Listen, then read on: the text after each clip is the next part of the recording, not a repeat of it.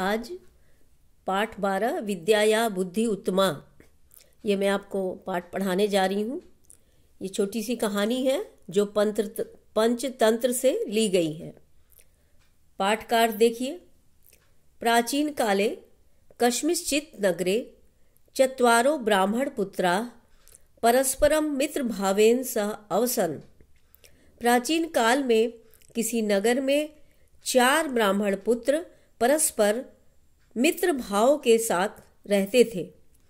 तेषु त्रय बुद्धिहीनाः परंतु शास्त्रे प्रवीणाः आसन्।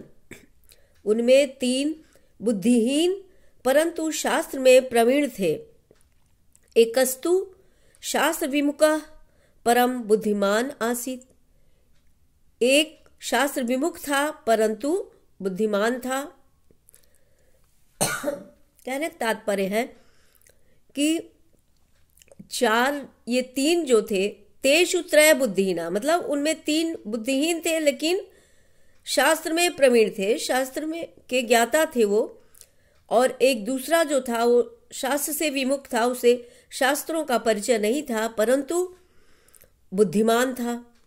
एकस्मिन् दिवसे ते अचिंत्यन्, एक दिन वे सोचने लगे, तया विद्या को लाभः यया धनार्जनम न भवेत्। उस विद्या का क्या लाभ जिससे धनार्जन नहीं होता, मतलब जिससे धन नहीं मिलता, उस विद्या का लाभ ही क्या।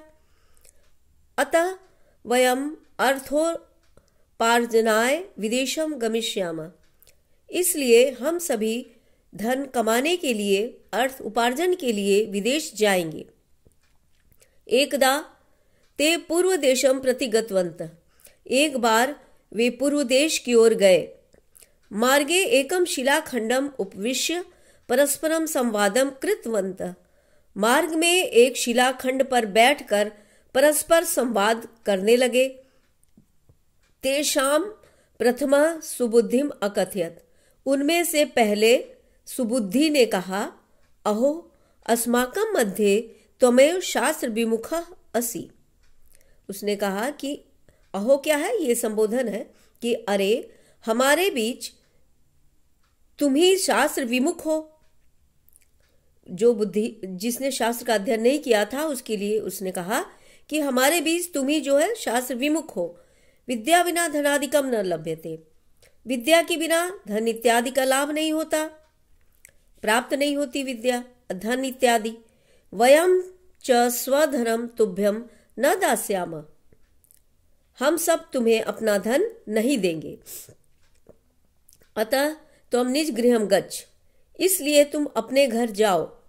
द्वितीयोदत्, दूसरे ने कहा, एवं कर्तुम उचितम नास्ति। ऐसा करना उचित नहीं है। एषः अस्माकम अभिन्न मित्र। यह हम सभी का अभिन्न मित्र है। ततः तृतीयन कथितम।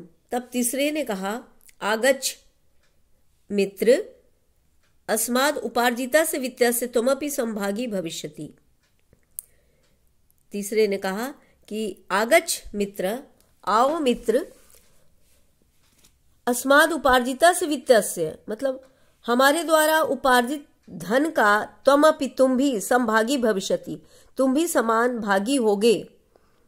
तदा ते त्रय मार्गे गच्छन्तः। तब वे तीनों मार्ग में जाते हुए स्व विद्यायाः प्रशंसाम अकुर्वन्, अपनी अपनी विद्या की प्रशंसा करने लगे। प्रथमावदत्, पहले ने कहा, विद्या धनम सर्व धनम प्रधानम। विद्या धन ही सभी धनों में प्रधान है।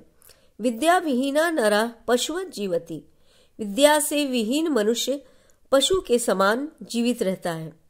द्वितीय उक्तवान, दूसरे ने कहा, यह शास्त्राणि नाधीते तस्य सम्मानम कुत्रापि न भवति।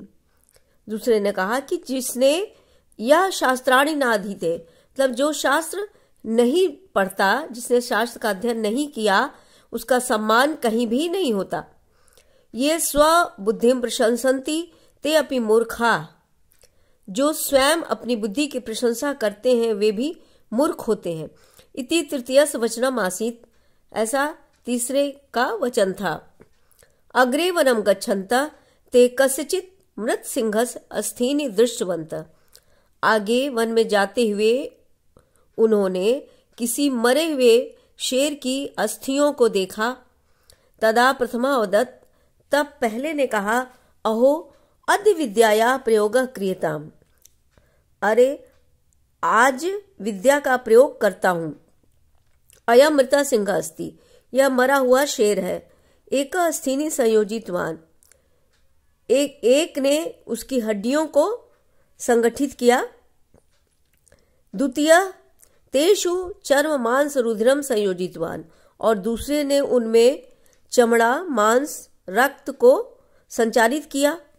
तृतीय जीवम संचारितुम तत्परो अभवत, तीसरा उसमें प्राण संचारित करने के लिए तत्पर हुआ।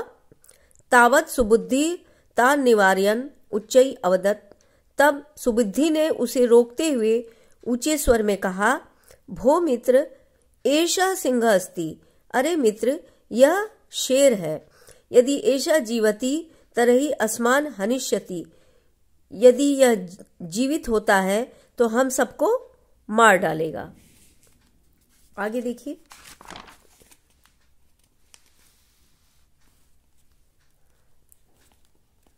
आगे की पंक्तियां देखिए। ततः तृतीय सुबुद्धिम प्रत्यवदत्, तब तीसरे सुबुद्धि ने कहा, धिक मूर्ख, अहम स्वविद्या निष्फला न करिष्यामि। धिक्कार है मूर्ख, मैं अपनी विद्या निष्फल नहीं करूंगा। सुबुद्धि पुनः कथयत, सुबुद्धि ने पुनः कहा, यदि एवं तर्हि प्रतीक्षस्व क्षणम यावद अहम वृक्षम आरोहामि।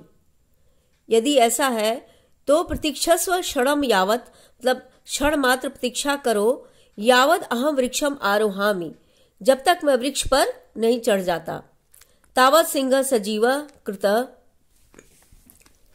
तावत सिंह सजीव कृत, तावत स उत्थाय त्रीन अपि ब्राह्मण पुत्रान हतवान। जैसे ही शेर जीवित सजीवा कृता, जैसे ही शेर जीवित किया गया, तावत स उत्थाय, वैसे ही वह उठकर त्रीन अपि ब्राह्मण पुत्रान हतवान, उन तीनों ब्राह्मण पुत्रों को उसने मार डाला। तत्पश्चात सुबुद्धि वृक्षात अवतीर निज गृहम गतः, तत्पश्चात सुबुद्धि वृक्ष से उतरकर अपने घर चला गया। सत्य में उक्तम, सत्य ही कहा है। वरम बुद्धि न सा विद्या, विद्या या बुद्धि उत्तमा, बुद्धिहीना विनश्यति यथा ते सिंह कारका। वरम बुद्धि न सा विद्या, मतलब वह बुद्धि श्रेष्ठ है, वह विद्या नहीं। वरम मतलब श्रेष्ठ, बुद्धि श्रेष्ठ है, न सा विद्या, वह विद्या नहीं। विद्या या बुद्धि उत्तमा, विद्या से बुद्धि उत्तम होती है।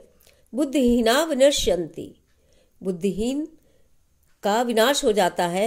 यथा ते सिंह कारका, जिस तरह वे सिंह के द्वारा हुआ, या जिस तरह उस सिंह के द्वारा वे सभी मारे गए।